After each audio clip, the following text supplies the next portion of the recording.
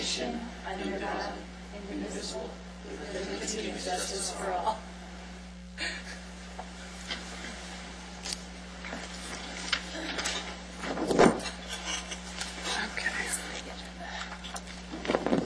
Roll call, please. Commissioner Amanda Halls. Present. Vice Chair Andrew Percy. Present. Commissioner Sandra Percy. Here. Commissioner Timothy Wiley. Present. Chair April Bartlett. Here. We have a quorum. Okay. I don't want to make her talk anymore. You all right down there, Shirley? You sound miserable, Shirley. I am miserable. You don't look miserable, but your poor voice, I don't want to make you talk.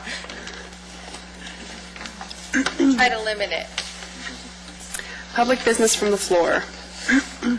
If an individual is unable to stay through the entire meeting due to extenuating circumstances, a total of 10 minutes is provided at this time, during which will be given regarding agenda items. Individual speakers are limited to 2 minutes each. Any person who would like to address the Architectural and Design Commission on any agendized item is requested to complete a speaker card for the recording secretary and identify the agenda item you would like to discuss. Each person will be given an opportunity to address the Architectural and Design Commission at the time such item is discussed by the Architectural and Design Commission. Speaker cards available at the rear of the council chambers. Individual speakers are limited to 3 minutes each. First item on the agenda under purpose is to approve the minutes from the regular meeting of November 3rd. I move that we approve the minutes for the meeting of November 3rd. Second. All in favor? Hi. Aye. Aye. Second item on the agenda is the Master Plan for Trails and Bikeways presentation draft review. I'm going to ask the commissioners for a report on the sections they were assigned to. Commissioners, each of you were assigned to review particular sections of the draft plan. This is the opportunity to provide any comments, issues, or concerns you may have to this point. Commissioners Persley and Stallworth is not here. You reviewed the pedestrian section. Do you have any comments or concerns?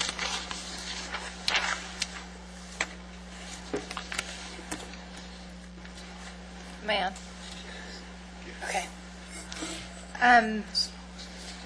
I know Commissioner Stallworth is not here. We did speak prior to the meeting, and she just had one comment that I can provide.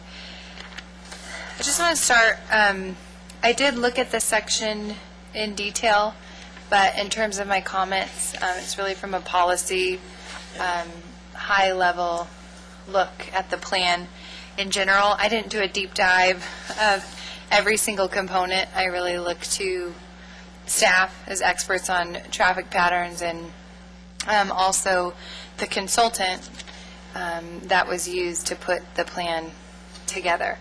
That being said, in terms of the pedestrian plan itself, there weren't any major concerns that I had. I didn't see any glaring gaps.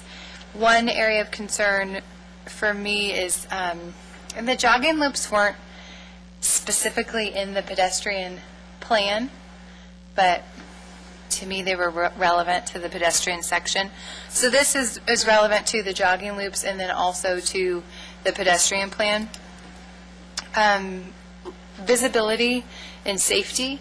So safety and concerns of your personal, with your body, you know, safe is in terms of amenities. Can you get water? Is it a good path for elderly or disabled? And then also safety in terms of personal security. So that being said, like for example, landscaping, Sierra Highway, the landscaping is very tall. Like I would recommend, and this may be something that I missed, but trees and ground shrubbery versus hedges. I know our community is very safe, but when I jog, try to avoid any tall bushes or any dense shrubbery that I could easily be pulled into, even if it's in my own mind that I might be pulled into it. I think anybody that pulled me in would throw me back out very quickly. So like Sierra Highway, for example, I don't know if that's considered multi-purpose. It is beautiful, the landscape, especially now that it's matured over time. But on a bike, I would ride very fast past that, and then jogging, obviously. I'd like for everyone else using the area to be able to see me at all times. Another thing, so just consistent with the safety, is the location of the amenities. Not too far off the path, like the jogging loops, for example. I think that they should be, it makes sense to me to go into the park to get a drink of water or use the restroom, or onto the college campus. But the amenities should be accessible enough that I'm not going into a dark corner or walkway to get to what I need when using the trail. Call boxes, and I don't know if those are something that even still exists with cell phones. I run with mine tucked away safely. My cell phone, but that is. But I don't know if call boxes are appropriate, but some method or deterrent where if somebody, for some odd reason, didn't have a cell phone and they were using the trail, it just creates a sense of security, if that were feasible. And then lighting. A lot of people work. I personally run in the evenings. It's really dark in the winter. And just, again, in terms of safety and security, having lighting. And then that's also a personal safety issue for tripping, everything else. And then, because the jogging paths are so large, signage, knowing how to stay. I assume that part of them are colored, but I don't know the timing of that, and if there was a possibility to have some sort of jogging or pedestrian wayfinding in the interim.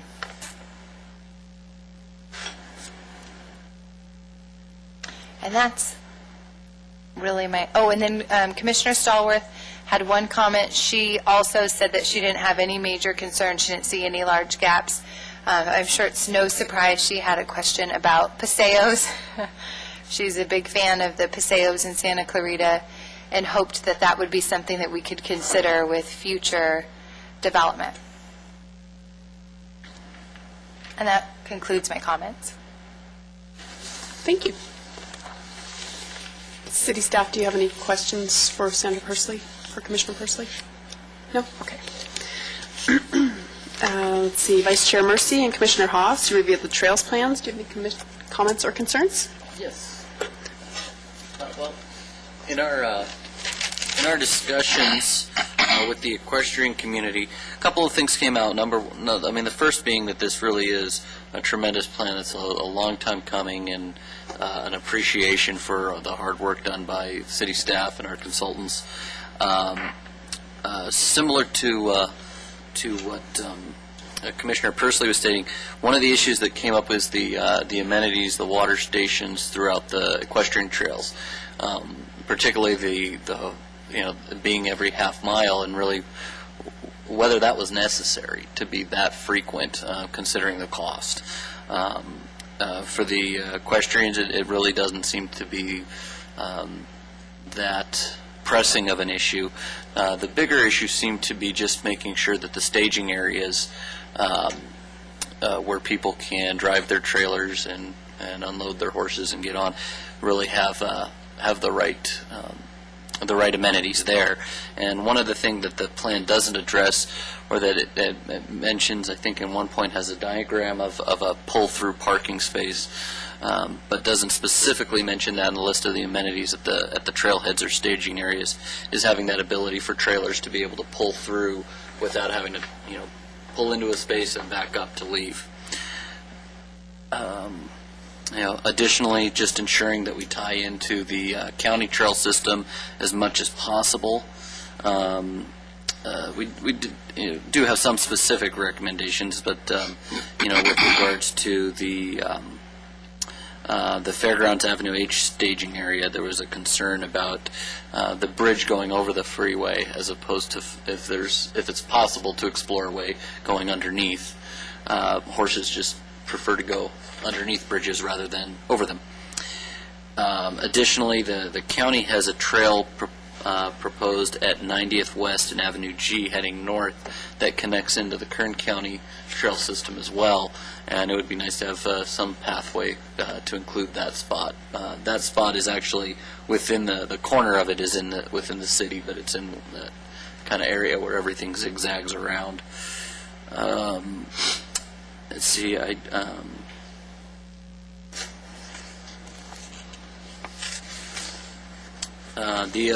other issue is just again ensuring that that all the appropriate zoning is taken into consideration for how these trails will look in the future. The issue where that was brought up specifically just had to do with taking a look at the trail that goes along 45th Street East and the parallel trail that goes along the Little Rock Creek Wash, and just verifying which one of those is going to be best for a staging area. Let's see, on that I know that Commissioner Hawes has a few comments, and also I guess after Commissioner Hawes has spoken, we'd like to yield some time to Elaine McDonald to speak about how some of the trails have looked in other areas, particularly the areas along the north side of our trail system where we're going to be going through, and they do go in between the, around the Foxfield Corridor, Fairgrounds area where there is industrial zoning, and how those can look. Great. Commissioner Hawes? Yeah, I had the opportunity to meet with staff, and then regarding the equestrian or multi-purpose trails, and also review with Drew his feedback from his meeting with Elaine McDonald. And one issue that came up for me was the possibility of creating a full loop with the equestrian trail. It appears that the equestrian trail does cross over or under the freeway in the north, but as the trail sort of circles around Lancaster and comes down to the south, a denser population area and existing infrastructure might prevent connectivity, but I'd be curious to see whether or not there was a solution to create an opportunity there for a full loop trail,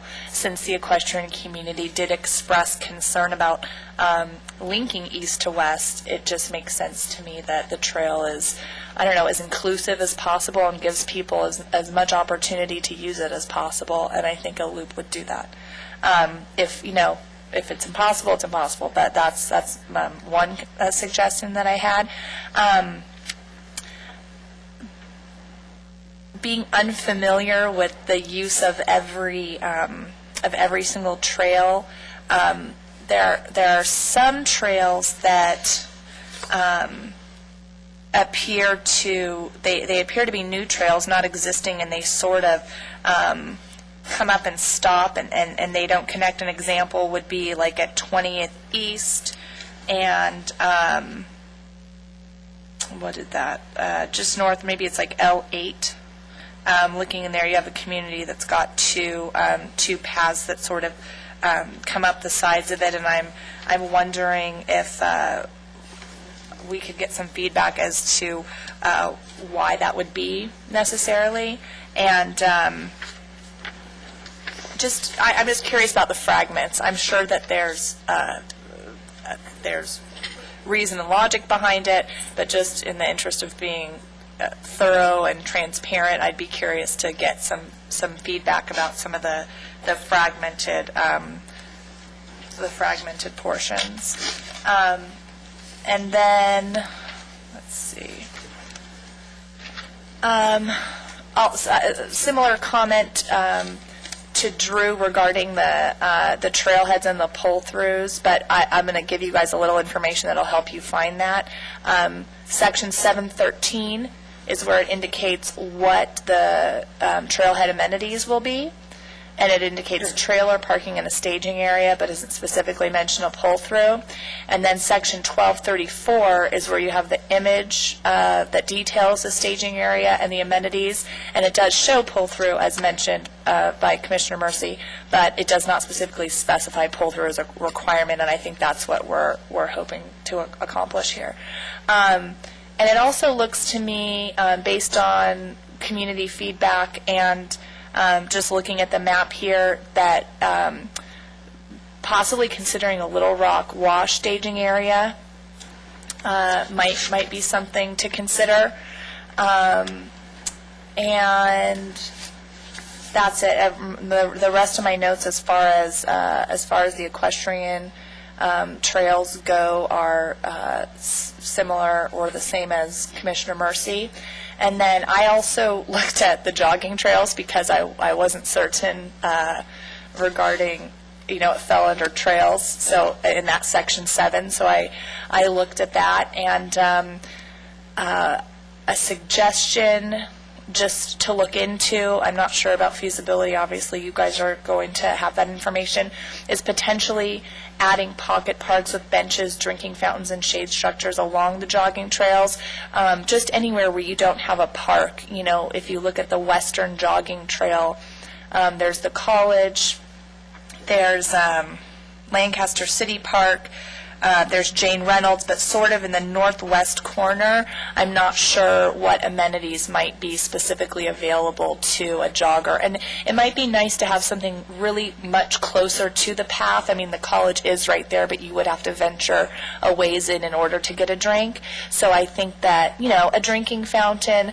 my take on this was that these particular paths, with their special rubberized makeup, really makes them more accessible to the elderly and others with physical limitations, and that as a result they may need a few more amenities than your average jogger. And I'm not sure what the city had planned specifically in terms of use, and maybe these really are just more specifically for your more veteran and active runners. But anyways, that was just a suggestion, amenities along those paths. And then I'll piggyback on Commissioner Pursley's pedestrian recommendations. Section 1246 talks about new development and suggestions for new development and how new development might embrace, new commercial development might embrace the walkability, bikeability of this plan. And my suggestion would be that parking lots in new commercial development should be pedestrian friendly in keeping with the goals of the city. Walkways should be in place to gain entry to the parking lot, and pedestrian friendly arteries should be in place to allow for easy and safe walking between buildings. Pedestrian paths should be distinctive through lighting, surface landscaping, and possible hardscape. And that's, to be changed at your discretion, not just the basic idea of what we've spoken about. Really just extending the bikeability and pedestrian friendliness of our city into our large commercial areas. And then secondarily, if you have a commercial development that's in existence but is applying for new permits, possibly having less stringent requirements, but still requirements that would potentially just make them a little safer and a little bit more pedestrian and bike friendly in keeping with the long-term vision of the city. And I think that's it for me. Thank you.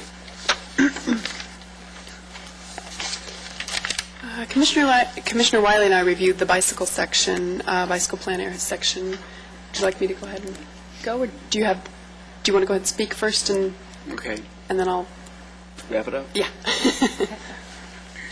Sure. What I found the bicycle plan to be well written and put together, and I think that we have something here in the city that's very workable. There's one section I think that April will speak about later. There's a part that's not connected, but I see what we still need to probably continue to do is just publish it so that we get the use of what we already have in place so we can grow from it, meaning that, and I think somebody wrote about it in here, and that is having bike days or so that there's a full use of it. We don't want to build it where it's not used or people won't, take advantage of it. And it's one thing to have a nice idea and have a nice plan and have the things there, but if someone's not going to use it, then, what do we do it for? And I want us to be a bike-friendly city or community. I think it's a great thing. So, I guess bike-a-thons and especially for the kids. I mean, and I take it from my experience of being over in Europe that bicycles are like a common, or you go to Korea, and it's a known usage and there's a respectability of it from the cars and the people that are there, and I guess that's my angle of it. I like the plan that we have here, what was written, but just to make sure that we kind of, you get a ticket, I guess, if you mess up, if you run over a bicycle or if you don't obey the laws. We can't just have it without some kind of enforcement. Thank you.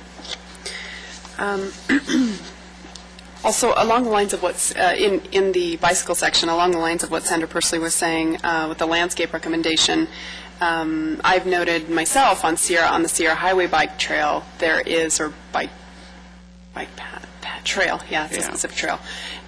There is landscape there that actually smacks the riders as we ride through. So it's definitely better to keep it low and out of the way of the bicycles as we're going through. So that's just number one recommendation. Number two, the current plan does not provide connection for Avenue L to the Sierra Highway bike path. Rerouting the bike path through Avenue K8 does not provide a safe connection, as the path ends at the west side of Sierra Highway, and the east side of Sierra Highway is where the actual bike path is. So if you were to take the K8 bike route that is shown in the map, you end at the west side of Sierra Highway, which forces cyclists to ride Sierra Highway south to Avenue L to connect to the bicycle path at the other side of Sierra Highway. So connectivity through Avenue L from 10th to 15th West is not indicated on this map and needs to be. It's been left off. So, and the K8 reroute isn't going to work. Not going to work. So I actually would like to make a motion that we, that the bicycle portion of the plan be revised to complete the connection on Avenue L from 15th West to 10th Street West, providing a 6-foot colored bicycle lane with a 2-foot buffer to enable the direct connection from Avenue L to the existing Sierra Highway bicycle path. Okay, is there anyone that will second that motion? I second. All in favor? Before we do that, did you have can you tell me what page that map is on? It is map 16-1, and here's actually, you can look at it right here. Page 6-10, Avenue L is right here. Oh, You can see this is 15th, and this is 10th, and there's nothing there. There's an overpass there. They try to reroute up through 15th to okay, K8. so we're talking about from the freeway to From 15th, yeah, to Costco. correct. And And then it all the way to starts Sierra? again. Oh, Not oh, going to be so able to it's vote on There's this a right break now. there. There's nothing there. Oh, They're trying I to see. reroute it up and around. Do I But this abstain? puts you at Yeah. the west side of Okay, of yeah. the bike path. So, Support that. does anyone else want to see that? Do you have it? Do you want to show it to me? So she's talking about this section right there. See, There's a break in the path. But then when you take it to the end at Sierra Highway, it drops you off at the west side To understand of Sierra Highway, and the bike path is on the east side. between the freeway and Costco is where she's talking about. I did drive Sierra Highway And I can see what she's talking from K8 and on. I did not see on the west side suggestion to change it, so, to ride. You're right. Well, heading south. I actually printed out an aerial photo of it as well, so you could see it, what it looks like at the end of that path. And what did I do with it?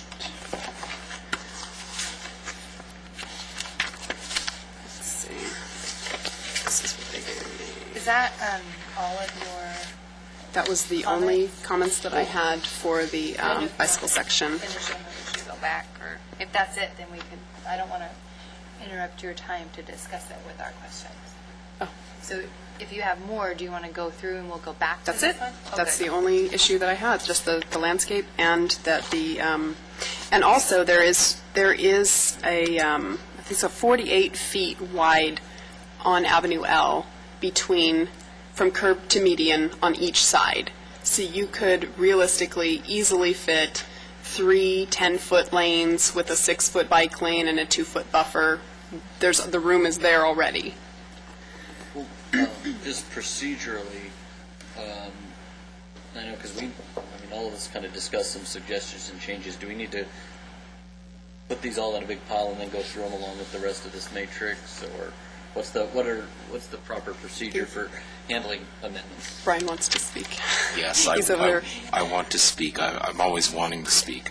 On this particular issue, and I think Commissioner Mercy's point is very good, but because this stretch of roadway, and don't misunderstand me, I'm not going to tell you that you can't take an action on what you want to do, but what I would suggest is you make your intent, if it's a consensus of the commission that they would like to see how the plan could accommodate some kind of bike facility that crosses between 15th West and 10th West on Avenue L, I would ask that you please give that as direction at this point to the staff. And the reason that I would ask that you do that is twofold. Number one, we obviously don't have our traffic transportation person here at this meeting. She's unfortunately gone this week. But I would like to be able to discuss with her what the direction of the commission is on this issue, and so that she can understand what configuration you're talking about and determine what that would mean physically in terms of the configuration of the roadway.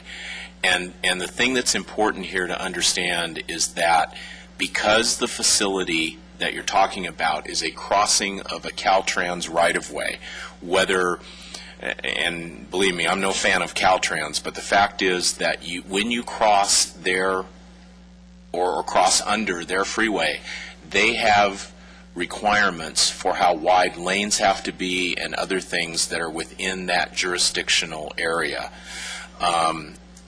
There are procedures if you want to deviate from those. So I would rather that as a commission, you have all of that information in front of you, hopefully at your next meeting, before you take an action so that you are able to weigh the things together. Because I can't sit here and tell you what lane widths have to be or anything else, but Michelle's very well versed in that. So I would ask that at this point, if it's a consensus of the commission that yes, this is a component of the plan that we would like to look at and see what that means in order to do it, that you direct staff to provide that to you at your next meeting, at which point you can make a fully informed vote on it in terms of what you want to put in your final recommendation to the plan. That's my suggestion. Okay. Can we ask questions about Yeah. this? I guess my question would be, and maybe we can't answer this tonight, just in regards to the path that was chosen in diverting to K8. I don't personally have a problem with diverting to K8. Where I have the problem, or where I have the concern, the opportunity for enhancement is on Sierra Highway, because I did, after initial review, drive Sierra Highway, and the speed limit's 55, I think, so how much I could see at 55, I'm not sure. But on the west side, from K8 to L, in my humble opinion, not a bike riding expert, it didn't look like there was any place to ride, and I certainly wouldn't want to jog from K8 south to L. So I am certainly not an expert. I don't have any recommendation for you on how to improve Avenue L. I assume that K8 was picked for a good reason, and perhaps you guys could enlighten us on why that path was chosen. But what I can say is maybe, I don't know what the solution is, and for me, I really would look to either staff or to the consultant for a recommendation on the most appropriate and cost-effective solution. I can answer some of that for you. As far as the Avenue L issue is concerned, the west side of Avenue L is largely not fully improved. There are portions of it that are. The best one that I can think of offhand is next to the U-Haul area where the road widens out.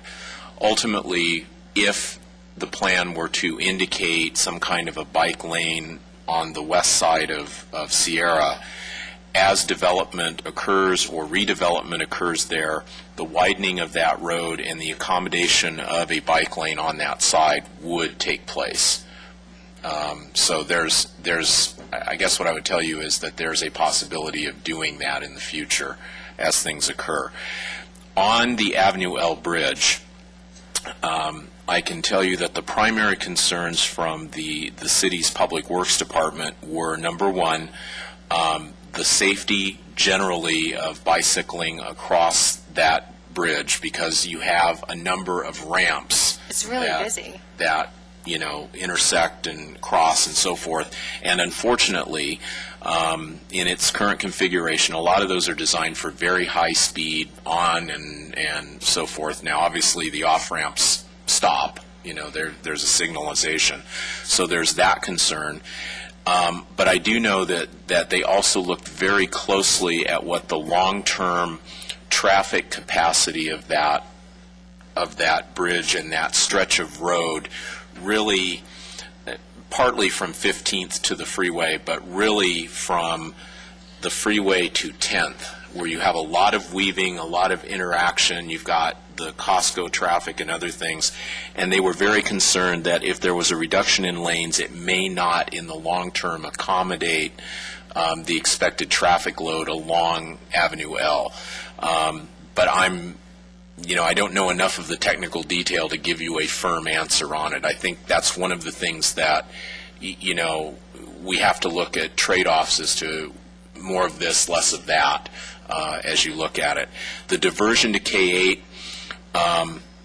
although K8 right now is basically a two-lane crossing, in the long term, Caltrans built it so that you could widen it, and we thought that there would be the opportunity to put some pretty good facilities on K8, take the bike lane over to where 5th Street is proposed, and then connect it back to L at that point.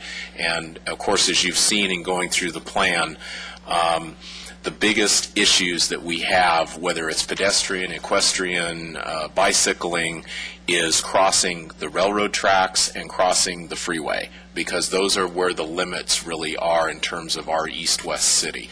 And, we tried to look at what we thought was the best and most available place close by to cross it if, in fact, there were some feasibility issues on L. That was the reason for the recommendation of the plan as it was. That's not to say, that there's ways it couldn't be done on L. I'm just saying that was the reason for the recommendation.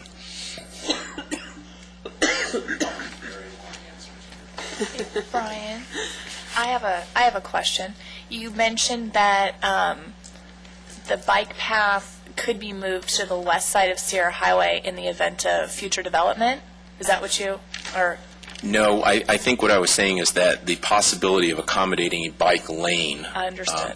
would be possible along that side, because rather than having to cross back over it. So in the plan, there are potential bike lanes that are not specified in our plan. Yeah, I'm not sure that one was shown on there because of the Class 1 already existing on the east side of the roadway. Okay. However, Yeah, but that's a valid point.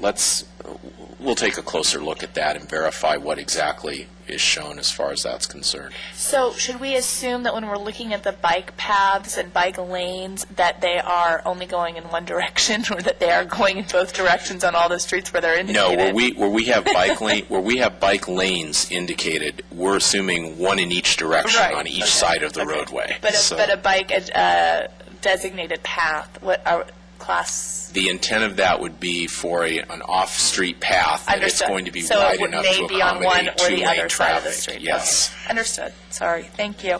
Oh, and as far as the county trails map is concerned, do I need to make a motion to add the appropriate the county trails that intersect with Lancaster onto our map, and then take a vote on that, or is that something I can ask for? I think if you just ask. May I please have May I please have the county trails incorporated into our city map as appropriate? Thanks. Certainly. So, Madam Chair. Oh, just on the same topic, if I may. sorry. In terms of the Avenue L and the overpass there, I mean, just to share some personal experience, a few years ago I worked with the city of Palmdale trying to get Caltrans just to work with the city in terms of synchronization of the signals over by the mall. It's very difficult, and so it is worth taking into consideration the difficulty in getting them in terms of adjusting even just signage at those on and off ramps and that thing. So I think that is something we definitely would need to have Ms. Cantrell take a look at and come back to us with a full analysis. Yeah, I think it would just be good that you have all of the relevant information in front of you so that you can make the vote in what you determine is the best way. Okay. There's a guest speaker here, I believe, for the equestrian. Elaine McDonald, would you like to speak?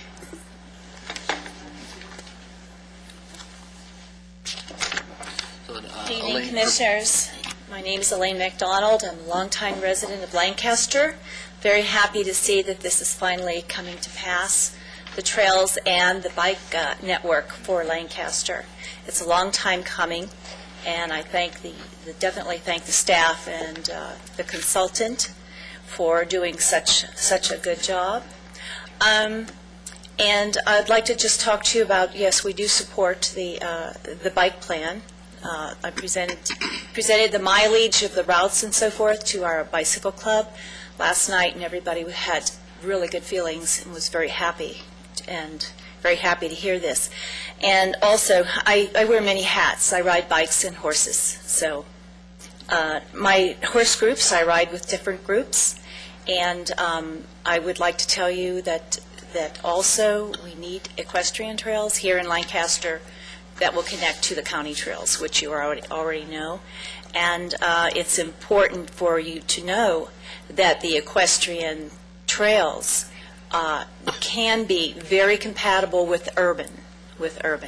They can be, they can travel through cities, they can travel through developments. What I would like to see, though, there is a trail over on Avenue M and about 20th Street West, and it is built around a development. It's a very nice trail, but it needs to be wider. I'm not sure how wide it is, maybe 8 foot, but I think we need, with the photographs that I've taken here and will present tonight to you, I think we need it wide enough for 2 horses to be side by side or a horse to turn on the trail comfortably. The trail that's over on 20th and M on the west side is very, how would you say, narrow. It's not quite wide enough to do this. But it is very compatible with the development, and I'd like to see, as development occurs in rural areas, that you please ask the developers for trails around their development, and I'd like to see horse keeping also. More horse keeping in Lancaster in development in the future. So that will work in with the trails. And I'll be happy to answer any questions if you have them for me. By horsekeeping, you mean boarding? Horsekeeping means large lots where you can keep your horse. And I'm not sure if it's a half acre. You need a good half acre in Lancaster to own a horse, put it on your property. It's becoming, we're losing the horsekeeping ability. There are areas in Lancaster that are landlocked. On 10th Street East, like around L and K, they're horsekeeping in that area, but they're landlocked. And then you have horsekeeping on the west side, White Fence Farms that connects to Lancaster. I would like to see more large lots, so people will have the ability to buy a large lot, own a horse or two, and be able to use the trails that we're planning for. So I don't want to see all 7,000 square foot lots, is what I'm saying. Keep some property for rural. And the idea for my thoughts were a staging area around the Little Rock Creek is that's where you can access Lancaster's Little Rock Creek and also the county. So that's something to think about there. But the trail that Mr. Mercy's talking about at 45th Street, that's planned near Avenue K or K8, that would work also. It's whatever you can fit into the plan in the future. And that's all I wanted to say, and say congratulations. I hope this moves forward. Thank you. Thank you. Would you answer a question for me? Oh, yes. Thank you so much for coming here today. I'm really grateful that you came out and that you met with us not once, but twice in one day. So, in your experience, as far as our residential zoning goes, where we do have outlying rural lots that are 2.5 acres and are zoned for keeping horses, trail connectivity is really essential to the viability of those lots as horse keeping properties. Yes, I agree. That's true. Thank you. And I also wanted you to know that I had, 10 years ago or so, I had given over an easement in front of my property, as well as the rest of the people on my 40th Street East had given over, I'm not sure, it's been so long ago, but like a 10-foot easement in front of our property for horse. And also hiking, because the horse and the hiking go together. Oh, one more thing I wanted to bring up, which would be a good idea. You're talking about doing bike days for Lancaster.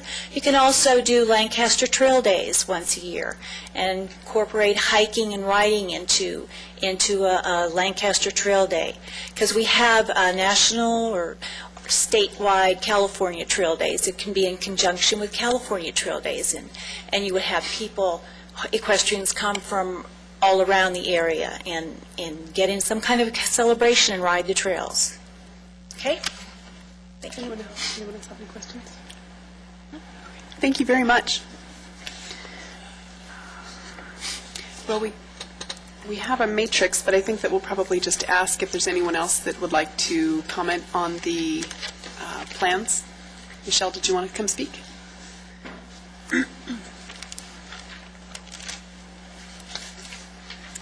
I'm Michelle Chavez. I'm with the High Desert Cyclists and the LA County Bicycle Coalition. And what I wanted to comment, first I wanted to say I'm really happy overall with the plan.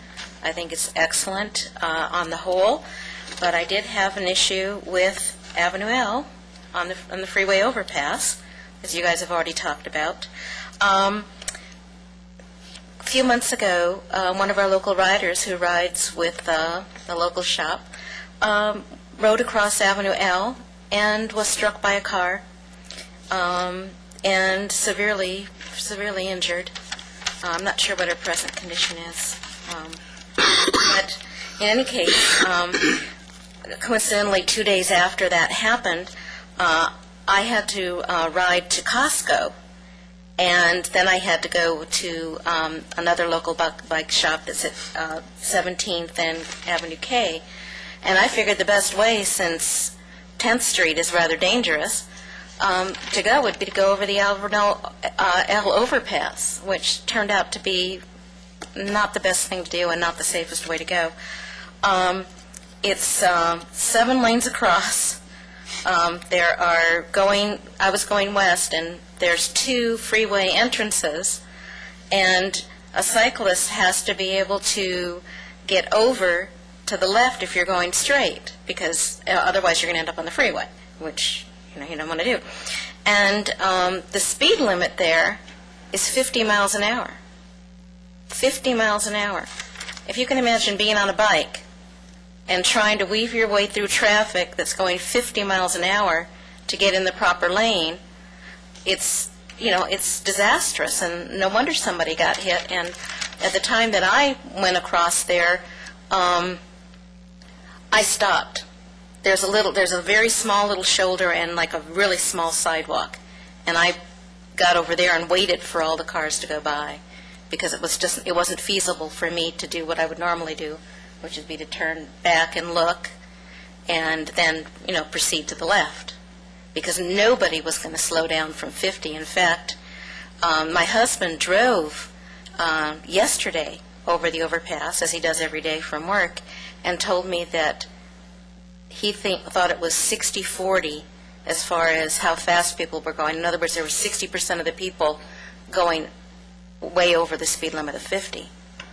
So it's not a safe place for cyclists, and it doesn't seem to me to make sense to have bike lanes on up to 15th, which isn't proposed in the plan, end them there, have them continue at 10th Street, nothing in between.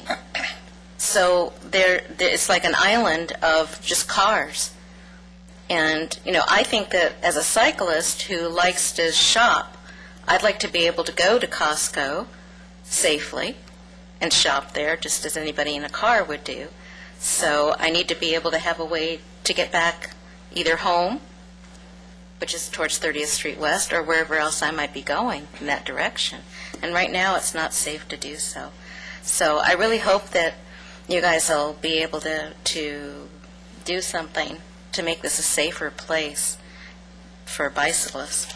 And then the other thing that I had a question about was also Avenue L and how it connects to the Sierra Bike Path, because there are proposed bike lanes that go over the overpass, the Sierra Highway overpass on Avenue L, and that sounds real nice. They're colored, but there wasn't anything that I could find about how Avenue L would connect with Sierra. And I've ridden from Sierra up and then to Avenue L going east. You have to do this circuitous kind of way off the bike path, cross the street, and then there's nothing for you on the other side. There's not a bike path, a bike lane, and then go up the I guess it's the entrance that loops around to go onto Avenue L, nor is there anything to go down from Avenue L to Sierra.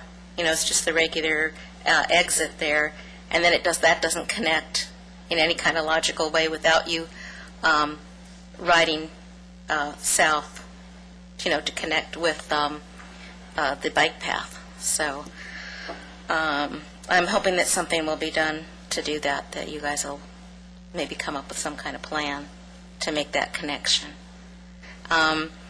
Even, from going up to K8. K8 doesn't go across to the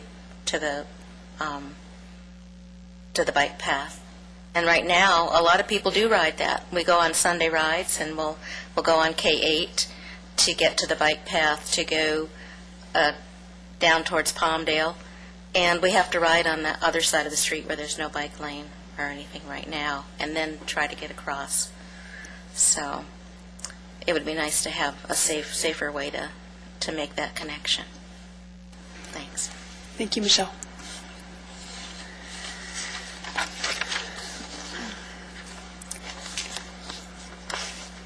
Did you want me to go through the matrix, read the whole thing? Or just, how did you...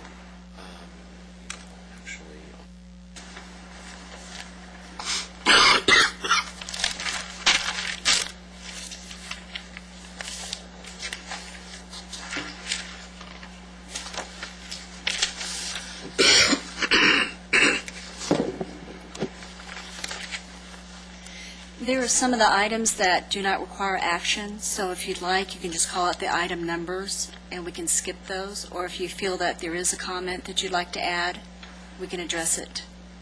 Okay. Okay? On November 1st, we received a public comment from Douglas Wade. He thinks the plan is solid, likes the simpler design treatments, likes the road diets where restripping has better cost returns. He wants more awareness for cyclists, wants the Ciclavia idea implemented in different parts of town ASAP. He'd like to volunteer to assist with education and adopt-a-path programs, and he'd like to see the boulevard more bike-friendly, sheriffs to ticket bad behavior, local businesses to purchase a bike rack, and there are no bike racks on the boulevard. The staff comments on that were pages 6 to 26 address encouragement and education programs. Program implementation will depend on funding and community interest. Pages 4 and 5 of the goals, policies, and actions. The city will take steps to ensure bicycle parking is available, secure, and convenient throughout Lancaster.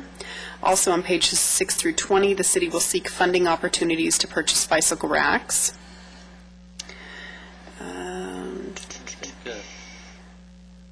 I think everything he states is addressed in the plan. I think that's great, and appreciate his support for it.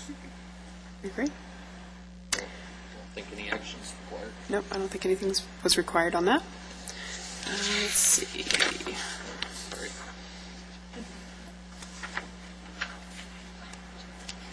Required, okay.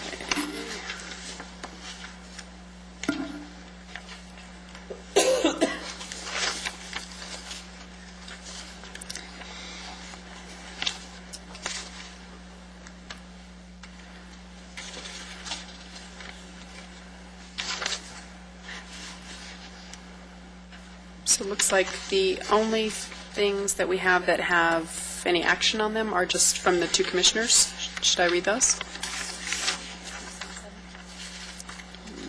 Yeah. Oh, wait, 6 and... Wait, I'm sorry. I missed 6.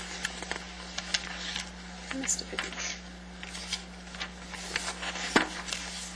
Okay. Yeah, it's from Commissioner Haas. So on November 3rd, Commissioner Haas commented she wanted to know if the buffered bike lanes have a separation strip, for example, landscaping or plantings, and if there were plans for future large parking lots to be more pedestrian-friendly. Staff comments were Class 1 bike path is completely separated from the street. Class 2 bike lane is on a street and separated by only a stripe between the bicycle and vehicle lane. A buffered bike lane provides an additional painted stripe between the bike lane and the vehicle travel lane. This plan is to address a public network of bicycle and walking facilities. On-site facilities constructed by private individuals are not generally addressed by this plan, only that bicycle parking is required. On-site design for cyclists and pedestrians is addressed in the adopted Lancaster Design Guidelines, pages 21 and 22, pedestrian and alternative transportation features, and pages 100, 101, 107, building architecture, form, and character. There was no action required.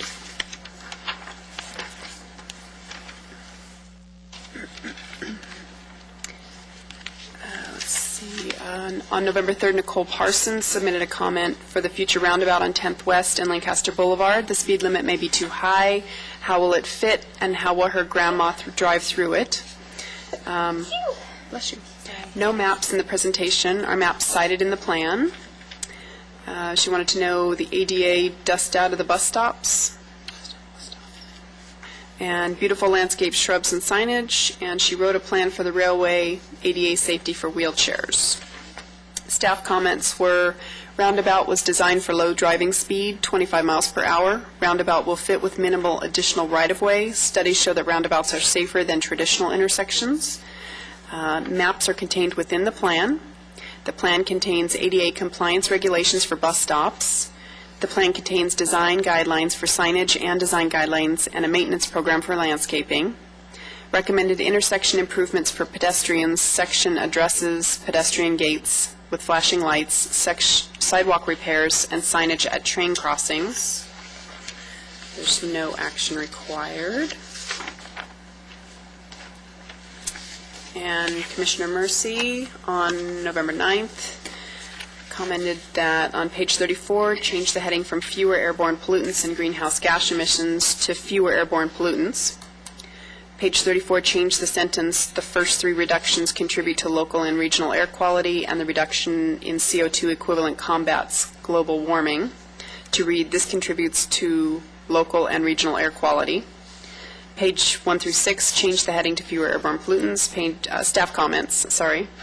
Page 1 to 6, change sentence to these reductions contribute to local and regional air quality. Also, no action required on that. Well, actually, there would be action No. required. Just Yes, you would have to take a vote as a commission as to whether you wanted to make those change changes. the wording. Okay. If I can speak to it, basically, that's just getting into a controversial topic that has nothing to do with the plan we're doing here. Wherever you are on that debate, we just don't need to have the city step into that argument through our proposal. So we're just going to leave this alone? No, so I would move that we adopt my recommended changes. Okay.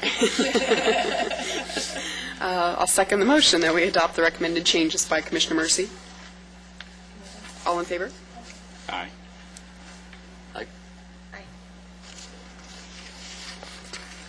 Motion carries 5-1. I'd like to go back to the issue that I brought up, because I believe that I will need to make a motion regarding adding the language that I suggested for Section 1246. So I'm referring to item number 6 on the matrix, and then the staff comments. And I'd also like to point out that in Section 4.2, there's a goals description. The third goal is to provide amenities and facilities to increase the number of bicyclists and pedestrians by enticing more people to use their bicycles or walk instead of driving. Goal number 4 is to promote the health of Lancaster residents by providing opportunities to bicycle or walk for commuting, recreating, shopping, and visiting. And as I see it, there is a chasm between our previous, how should I say it, how we previously developed shopping centers and what we're attempting to do now, and that when we do have these large shopping centers, it only makes sense if you have a shopping center on Valley Central Way between Lancaster and Jay that's half a mile long. And once I get there and I'm attempting to shop, and we had someone here today that testified that they take their bike to Costco. I think that making, I believe it's within the scope of this plan to amend that section to include something regarding parking lots. And I'd also like to, see it through further to make sure that that is in fact enforced and implemented in all of our new development. It's just, you can't get, if I ride my bicycle to a location and upon arriving there, it's impossible to navigate, I'm going to get into my car and drive. If I'm walking to a location and upon arriving there, it's difficult to navigate, not even difficult, but not enjoyable, I'm going to get into my car and drive. So with that, I'd like to move that we add a line to Section 1246 that states the following: parking lots and new commercial development should be pedestrian-friendly in keeping with the goals of the city. Walkways should be in place to gain entry to the parking lot, and pedestrian-friendly arteries should be in place to allow for easy and safe walking between buildings. Pedestrian paths should be distinctive through lighting, surface, landscaping, and possible hardscape. And if we need to table it, I'm also open to staff drafting what they think is appropriate instead of moving forward with the motion today.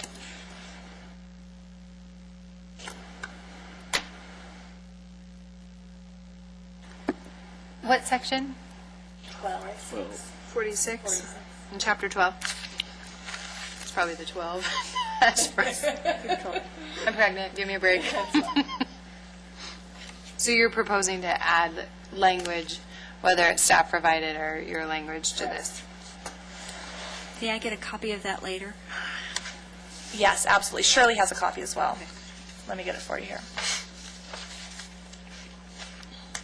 I do have to say that I have walked, I think 10th and K is a really good example of a shopping center.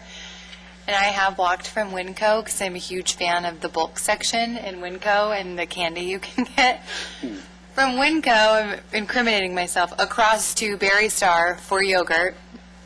And I feared for my life walking across the parking lot. I do appreciate that Winco has their shopping carts confined with their magnetic strip. I think that adds to the safety. And I am not in support of proactively going and knocking on the doors of these business owners and property managers and enforcing changes or unexpected costs on them to redo the parking lot. But I do think it's an appropriate consideration with new development of we are encouraging people, asking people to ride their bike or walk to the shopping center.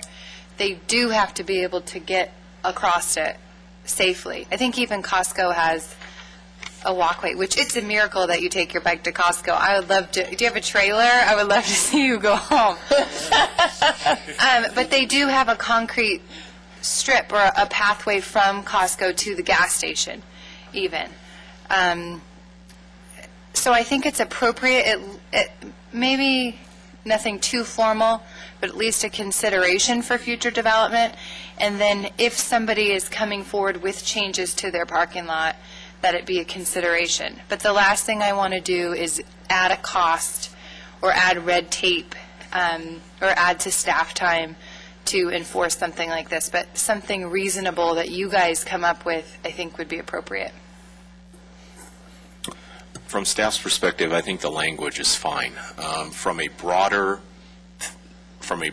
trends perspective, which we don't have a lot of time to get into here, but the very things you're talking about are, they're basically happening within the development industry anyway. They are recognizing, by and large, the value that they create in their own sites by accommodating the very things you're talking about, because they're all looking for that competitive edge, and what they've figured out is that these things provide them competitive edges. So I don't have a problem with including it. I think it lines very well with where we're going overall in terms of our development revisions and other sorts of things. So I think the language as proposed is fine.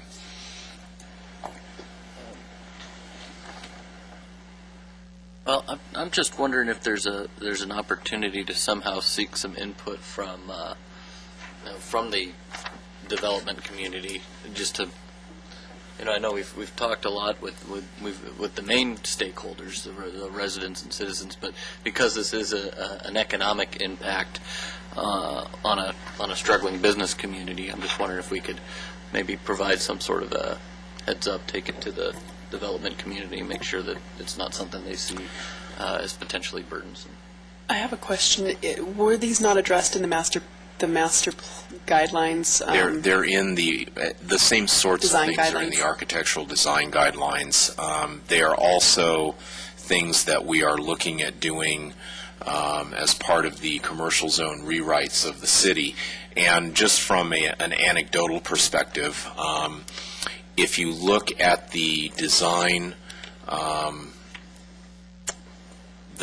layouts for projects that have been approved recently but not yet built, although one is being done right now, if you look, for example, at the small restaurant that was built at Ellen 30th West, you'll notice that it's pushed to the corner instead of back on the site. It has walkway direct access that comes from the sidewalk on 30th across the drive-through lane with markings and so forth.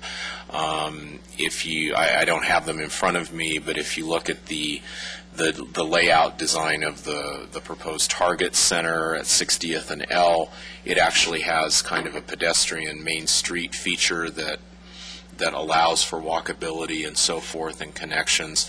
So, the things that you're talking about are things that developers are quite willing to incorporate.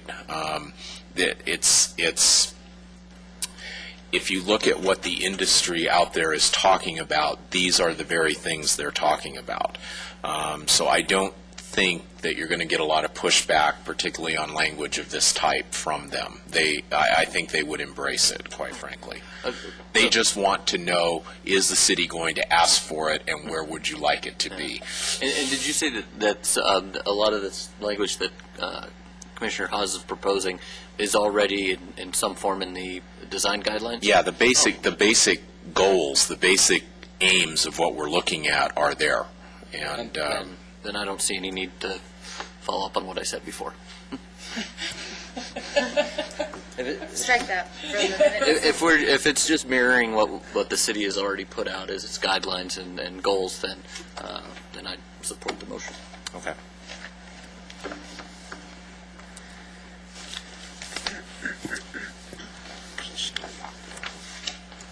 This one, I think, is the same thing. Commissioners, kind of going back to the one item number 3, it basically addresses the same concerns that were addressed already by you as a commission in regards to the Avenue L connection in particular.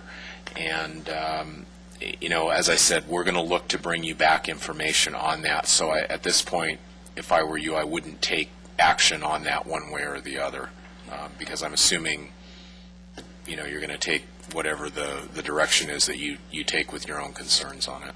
Can I add a request to that? Because I know the request was to review the Avenue L section, but I'm trying to think. I can't remember what exactly the signalization is at K8 and 10th. But if the issue is being able to tie into that Sierra Highway bike lane, is there an easier way to do that at K8 as opposed to I think Caltrans into it at yeah, L? certainly the ramping at L and Sierra is obviously a concern also from what we've heard. So we'll take a look at it and tell you from staff's technical perspective what we think the situation is. And once again, just making sure that you have all of the information in front of you that you need as commissioners in order to make an informed decision. Thank you. So, at this point, I'll put the motion forward for the language as written on the page, striking the last paragraph. Excuse me, sentence. The Second. sentence put out, yeah, okay. Yeah. All in favor? Aye. Okay.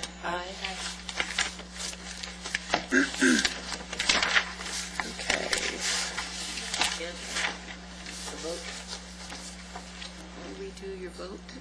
Yes. Who seconded? I do. We all ayed. Aye. It was unanimous. Motion passes 5-1. Thank you.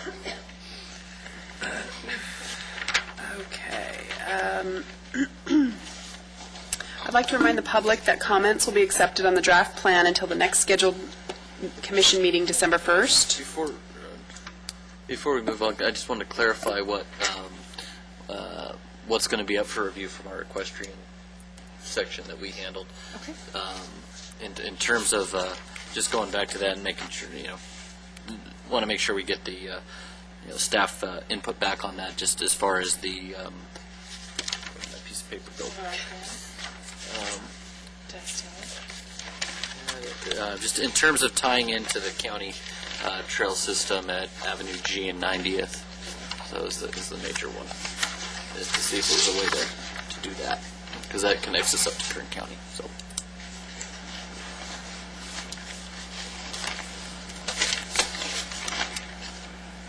That's it for that? Okay. Does anyone have anything Thank you. else that they would like to say before I start reading this? Good. Okay. I'd like to remind the public that comments will be accepted on the draft plan until the next scheduled commission meeting, December 1st, next Thursday. Comments can be provided in written form by mail or email to Elma Watson, Assistant Planner in the Planning Department. Thank you. If there are members of the public present that would like to provide comments on the plan, please complete a speaker's card. Speakers are limited to 3 minutes each. Please be aware that your comments will be reviewed by staff and considered by the Commission for action at the next scheduled meeting. Excuse me. Sorry.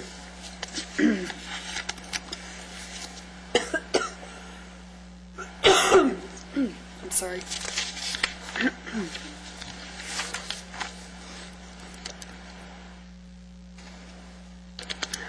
Are there any comments from the individual commissioners regarding the draft plan? Any other comments?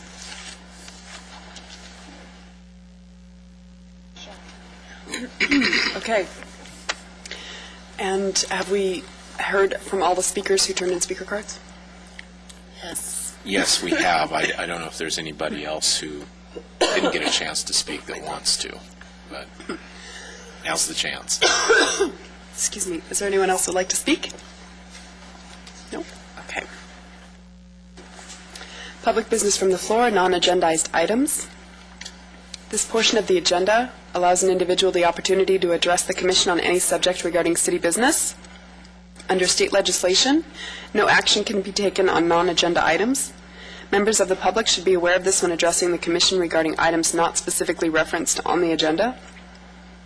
Please complete a speaker card for the recording secretary. Individual speakers are limited to 3 minutes each. Since there are none, this meeting is adjourned to December 1st, 2011 at 5 p.m.